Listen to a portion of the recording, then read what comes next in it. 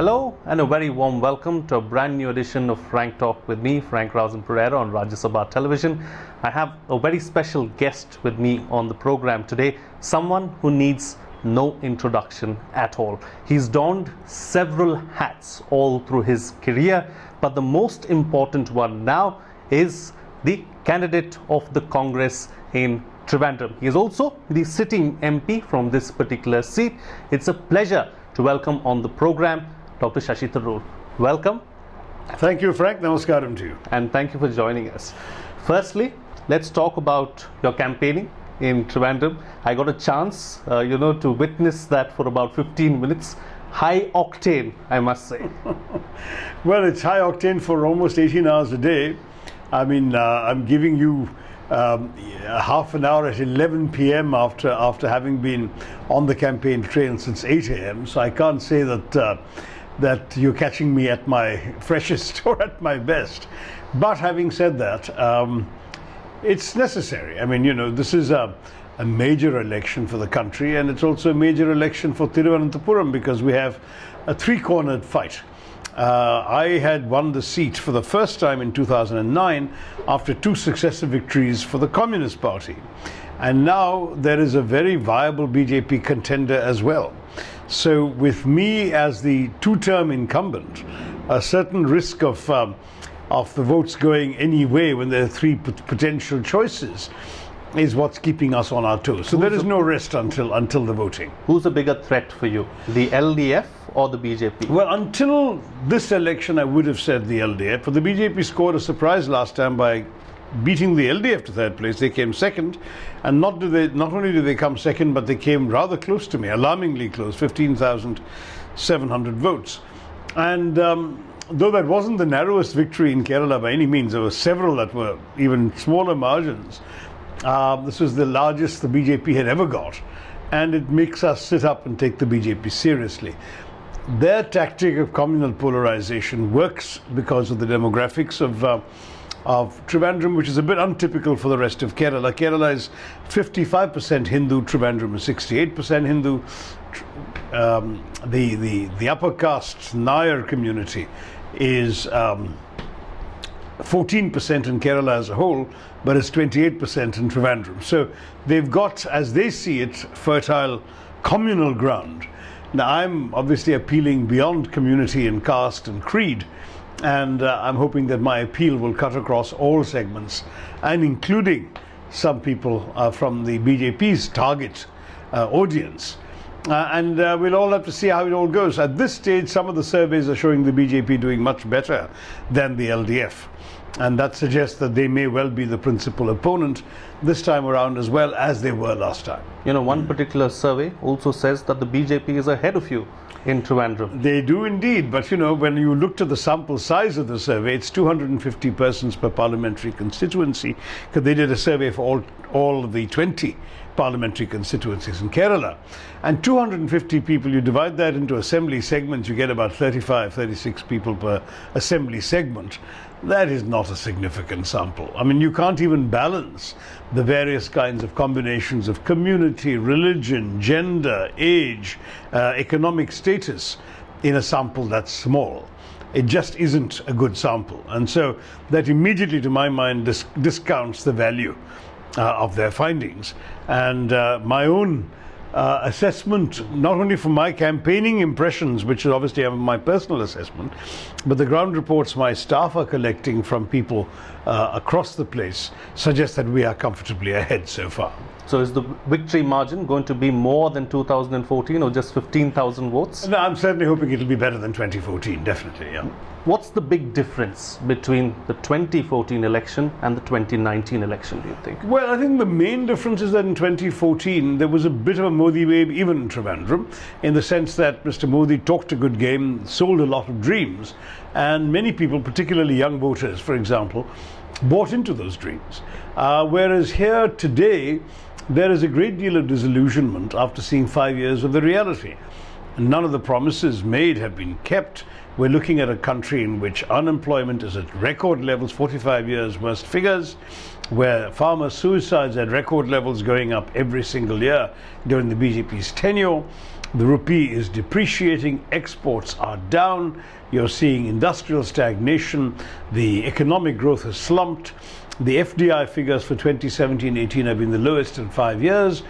What is there to, where is the Achhe Din and who got it? Certainly nobody that I've met says that they've enjoyed Achhe Din under the BJP rule. So for these reasons, I think that there is a level of disillusionment with the last 5 years that makes it difficult for the BJP to sell a sort of fantasy about itself. When you have an untested challenger, that person can sell a fantasy, but an incumbent has to defend a reality, their own record.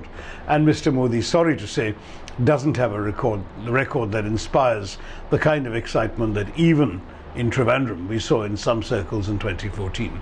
So I'm expecting that in 2019, the voters of Trivandrum and of the rest of the country will be both judging whether they were better off under Mr. Modi than they were 5 years ago, as well as judging who offers them the best solutions for their own issues, both locally in their own constituencies, which is why in my case I'm running on my record. I know I've been an effective constituency MP and I have a lot of achievements to point to, which the people are aware of, so that's what I'm running on. But the BJP candidate from Trivandrum doesn't seem to think so. He says that, you know, there has been no development really as far as Trivandrum is concerned. You know, if you compare it to what's happening in the rest of the country, Trivandrum is not catching up. All I can say is that, you know, it's quite amusing. As a member of the BJP, you ought to be slightly embarrassed to say that, because an MP's job is to channel central government development projects to the state. So he's not going to influence what the state government invests in development. But that has happened is what he has said over the years, over the last 5 years. A lot of it has happened. Whereas when the Congress ministers were at the center, several of them were at the center, they didn't do much. No, on the contrary, during the 6 years that the BJP was in power under Mr. Vajpayee, we actually had a Trivandrumite, Mr. Rajagopal, my rival in 2014, elected to the Rajya Sabha from Madhya Pradesh and serving as a minister in Mr. Vajpayee's government. And it's good to see what the BJP did or didn't do here. Now, my major achievement, for example, amongst my major achievements, one was the National Highway bypass from Karakutam in Trivandrum to Karur on the Tamil Nadu border, where the stones have been laid for 40 years, and for various reasons the project had lapsed and never been picked up, and the people were in despair because as long as the stones had been, marker stones had been laid, they couldn't dispose of their land, because everyone said, why should we buy it from you when the government may take it over any time? And I was the one who actually got, during UPA 2, all the clearances from the various ministers, got it included in the UPA's budget, got the survey done, chased after state government ministers who transferred the surveyors out so they don't want to do the survey, got them back, got the survey done, chased the minister to get the file signed on time, and even called the government press office to make sure that the Gazette notification was printed before the 12-month lapsing date, an expiry date at which the project would have lapsed. Did everything, and then spoke personally to the member of finance in those days of the NHAI to make sure that money was transferred expeditiously to the Kerala government to pay, and before the code of conduct was declared in the 2014 elections, the first checks changed hands to buy the land to build the road. So that 5 years of work is what is now being implemented in construction. But even construction is never a smooth process, especially in Kerala, where people are very conscious of their democratic rights. So frequently there are work stoppages as communities demand that the road take a different route, or that it's crossing through a traditional road they've been using, and I then go and I have peace meetings between them and the bureaucrats, the National Highway authorities, get an overpass built, an underpass or an overbridge. All of that stuff being done. I did that on 100 different occasions throughout the highway, and as a result the road is done 90%. Whereas the BJP has their own MP and their own minister just next door in Kanyakumari, and the same road there, because he started only under the BJP government and I had done all the groundwork already, is only about 10% of where my road is. So it's silly for a BJP contender to challenge my accomplishments, because it's visible to anybody who actually... all this is going to pay off is what you're suggesting. Oh, absolutely. Come April 23rd. Absolutely. Okay, let's move on now from your constituency and look at the state of Kerala as a whole. Rahul Gandhi contesting from Wayanad. Your thoughts on that? Because several commentators believe that it has antagonized your natural ally at the center, the left. Well, this natural ally talk is a bit silly. They've never been an ally of ours, number one. And number two, in Kerala, they have been historically and still are our principal adversaries. They are staunch critics of the Congress party, in fact, quite vituperative. The nastiest campaigns against me and other Congress MPs have been run by the left. It's only now that the BJP has added to the mix, as it were. It's slightly laughable for the left to act as if we are sort of their partners in Kerala, and why are we stabbing them in the back? Because we're not their partners in Kerala, we're their principal rivals.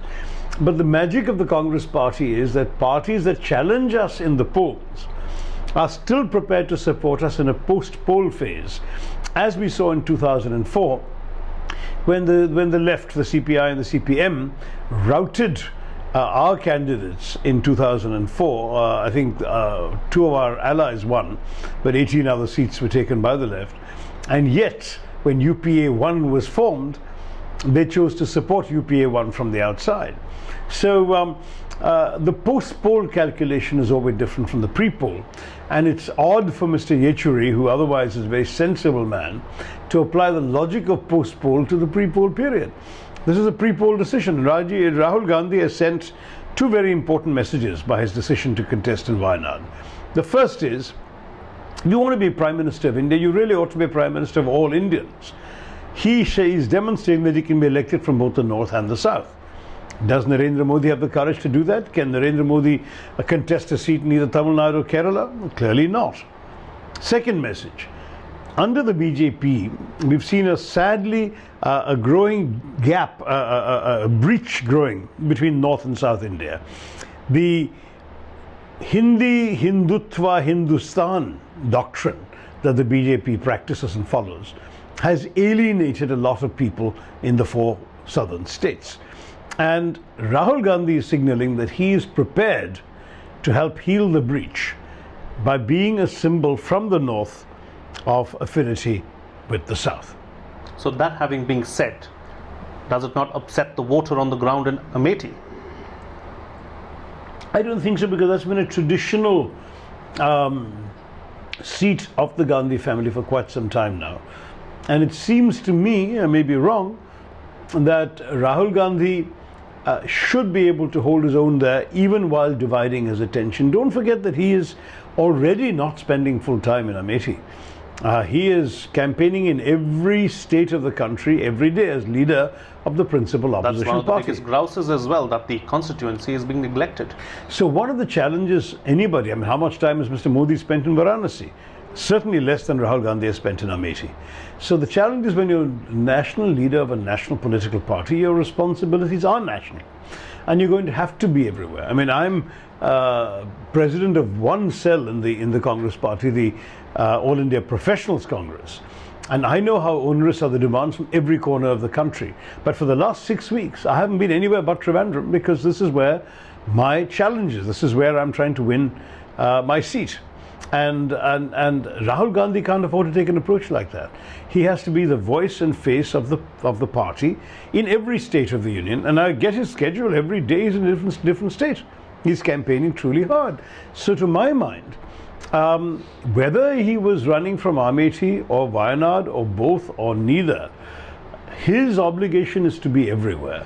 And those constituents who would like to have a prime minister represent them will have to understand that, as many have done in the past with previous prime ministers. Is he the true challenger to Prime Minister Narendra Modi? I think from the Congress party's point of view, he is our leader and he is the challenger.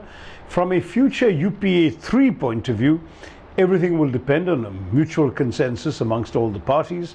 You may remember that that in UPA 1, Congress had only 146 seats, and yet all the allies decided that Congress should have the prime ministership and offered it to Mrs. Gandhi. In UPA 2, Congress had 206 seats, and there was no discussion, it was just assumed. So a lot will depend on the final numbers. Coming back to Kerala now, Sabrimala, Yeah. is that something that is hurt you? Something that has hurt the Congress? Something that the BJP has taken advantage of? Well, yes, but I'm amazed that the BJP is actually, winning support for its role in Sabarimala, which has been a disgraceful role from the point of view of the very people they claim to be supporting. They're going around saying, we stood with the believers. But how do they stand with the believers? For any Supreme Court verdict, there are only two ways you can resolve it. One is the court itself overturns its decision. That's a judicial review, and that requires a review petition. The central government of the BJP never submitted a review petition. Congress party did. The second way is to introduce a law or an ordinance. The BJP is in power, it's got a humongous majority in the Lok Sabha, never introduced a law. Shashi Tharoor stands up on the 19th of December and asks for a law. Minister says, I'll look into it and come back. Never comes back. Budget session, 5th of February, I again stand up and ask, this time no reply. So anything that they could have done while in power to help ease the pain of the believers, they never did. Instead, they created bedlam in the streets, obstructed worshippers, converted a sacred shrine into a stage of political drama in order to win attention for themselves and win votes. But that's their political interest. That's not standing with the believers. So we are trying to point out to the believers, and some people have begun to sit up and take notice, you've been had. The BJP does not deserve your vote, because what can they do by winning your votes that they couldn't have done when they already had power? So there is no answer. Isn't there a groundswell of support for the BJP on this particular issue on the ground here in Kerala? No, I'm agreeing that there is, but I'm also saying it's a totally illogical support. And we are pointing out that this is illogical. But it's working in their favor. So, I mean, we should not celebrate exploiting the innocence or ignorance of the voter, or the gullibility of the voter.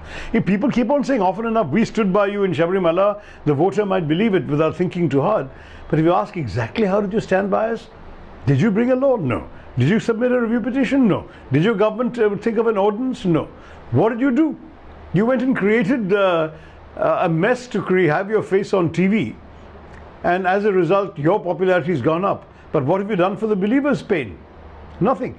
That question is something we are asking, and at least those who think for 2 minutes will realize the BJP has not stood with the believers, it's only stood with its own political interest.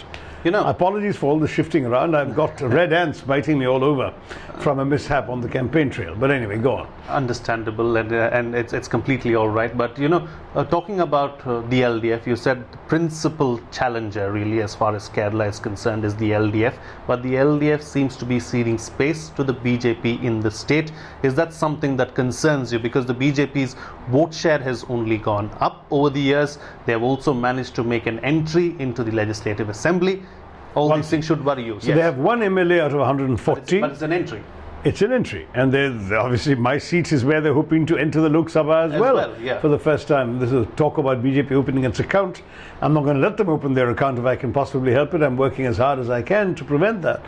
But as a sort of statistical feature, they have been gaining in support, but the best they've done, which was in the assembly elections last time, was 15%. 15 is not going to be enough to win them many seats, either in the Assembly or in the Lok Sabha. But their trend has been upwards. And between the left and us, pretty much everywhere else, we've been able to hold our own. And we are at the moment looking forward. If the surveys, which as I said, I mistrust, are even halfway accurate, we're looking forward to getting a pretty dramatic sweep of the state this time, then Trivandrum stands out as an exception where the BJP, it's the one place where the BJP is genuinely a credible contender for the demographic reasons I mentioned to you, and because of their tactic of communal polarization. But the majority in Kerala is not, I think, going to stand for this communal mindedness beyond a certain point. We have been for long known as a progressive state, and I can't imagine very seriously that we're going to abandon those progressive values because one party campaigns aggressively and with a lot of money and muscle power. Let's look beyond the state of Kerala and talk about national politics, because it's Lok Sabha elections at the end of the day. As far as your internal assessment is concerned, how well do you think that the Congress is going to perform in the elections? I think pretty well, but I should warn you, I've been really a bit out of touch with the national picture because my focus has been here. And so first-hand information I don't really have. I just have second-hand sources and so on. And even there, 90% of my mind space is occupied by what's going on here. broadly speaking, I would agree that just after Balakot, that the BJP saw a spike in its fortunes, which were otherwise very much on the decline. But I think certainly in the south that wore off in 24 hours. Whether in the north it's lasted longer is a debatable point, because how much longer is longer? The first voting was on the 11th of April. And by then, a lot of people have more important things to worry about. No one is against standing up against terrorism.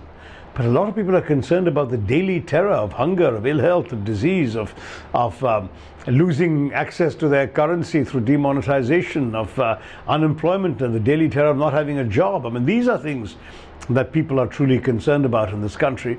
And I think if we do a good job in campaigning to remind the public that these are things that matter and these are the things that BJP has not provided them, then I think we should be able to score big across the country. Are you surprised at all by any chance, with the way the BJP has turned the narrative around over the last couple of months? In 2014, it was trying to, deliver to an aspirational India, talking about Achhe Din. But this time around, they're playing on national security, trying to play on the insecurity really as far as the voter is concerned. That's right. They're trying to make this into a khaki election. And I'm very glad to see the statement by a number of retired army personnel, armed services personnel, saying that the army should not be politicized in this way. I mean, all this balderdash about Modi ji ki Sena. I'm sorry, Modi ji doesn't have a Sena. India has a Sena. All of us Indians have an equal stake in it as Mr. Modi has. But having said that, the truth is that that they have been very good at setting the agenda, and partly because their very obliging media has caved in. Whether they're being cajoled or cudgeled is a different argument, but they have been essentially allowing the BJP to set the agenda, and the BJP has done so twice now. Achhe Din was sold very effectively 5 years ago. Achhe Din never came for anybody, so now they can no longer market that set of dreams. They're marketing fear instead. Well, I want to ask the Indian voter, do you want to vote for a party that represents hope or a party that represents fear? Do you want to vote for people who tell you, be very afraid unless I protect you, or people who tell you, we want to empower you, you don't have to be afraid of anybody? It seems to me the choice is very clear, and the choice that I stand for is the right one. So what is the Congress's agenda really? What are your top 3 priorities for the country? Jobs is very clearly, if you saw our manifesto, we've thought it through. Ministry of Jobs, very specific sectors identified, and a measurable plan, including incentives to create jobs and rewards in the tax structure for doing so. Linked to that, we have to obviously grow our economy, particular emphasis on MSMEs, with again specific elements indicated in the manifesto. And farmers, because we cannot afford to be the country that holds the world record for farmer suicides and gets worse every year. We have to fix the distress in the agricultural sector, and that calls for some very serious consultations about radical reforms in the way in which we've gone about dealing with the farm sector. So those are the top 3, it seems to me. You can find other top 3. I mean, I'm a foreign policy buff. I might think of foreign relations and other things like that. Going to come to that. And of course, anti-terrorism. All of these issues are all there as well. But how are you going to... Jobs, economic growth and farmers are the top 3. How are you going to fit these things in your scheme of things, especially when you have something like a Nyay? What happens to the fiscal deficit? Where is the money going to come from? The Congress has made it very clear, and I think people like Mr. Chidambaram have given a number of interviews in detail afterwards, saying, first of all, that we have already costed this, crunched the numbers. We believe that the skepticism about the total amount is completely unfounded. We have that money in the budget. Second, that we will not add taxes on the middle class, the lower middle class. We will not squeeze small businesses and startups and so on to fund it. Third, we will also identify the beneficiaries from existing methods like the NSSO survey and the caste census of 2011, which will find you the 20% of poorest households without too much difficulty. And finally, when it comes to how we're going to implement it, we've talked about a small experimental pilot project to be followed by a temporary rollout phase, and only then a nationwide expansion of the scheme. So all of this means we're going to proceed with due caution and deliberation.